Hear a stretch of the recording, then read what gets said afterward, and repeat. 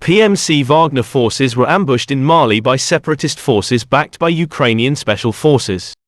According to unconfirmed information, the Tuaregs shot down an Mi-24 helicopter, captured several pieces of military equipment and killed several PMC Wagner personnel.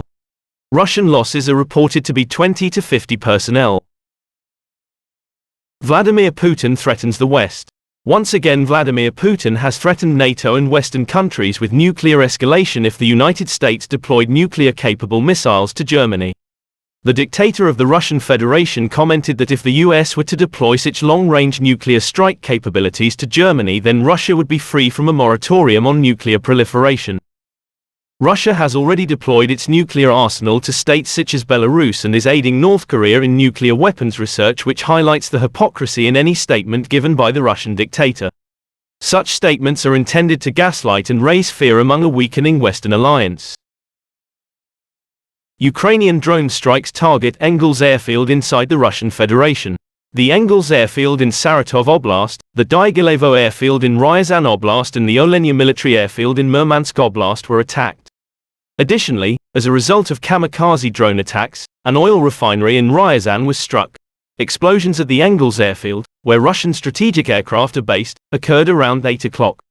Local sources report that Russian air defense forces unsuccessfully attempted to shoot down the drones, but then there were distinct explosions from the strikes. Early reports indicate damage to a Tu-22M3 long-range missile-carrying bomber as a result of the strike of aircraft-type UAVs on the Olenia airfield in Murmansk Oblast. Engels airfield serves as the launching point for the majority of the airstrikes committed against Ukrainian civilians. The Western alliance has restricted the use of Western weapons against targets inside the Russian Federation, so the armed forces of Ukraine has been forced to target such facilities with whatever weapons have the range and ability to strike them. Without such restrictions, Ukraine could inflict massive damage on such facilities and render them useless in targeting Ukrainian civilians. Turkish pseudo-dictator Erdogan threatens Israel with invasion. Erdogan's relations with Israel have been deteriorating for many years, especially since the Mavi Marmara incident, except for a brief respite during which he even hosted President Isaac Herzog and met with Prime Minister Benjamin Netanyahu at the UN General Assembly in New York last September.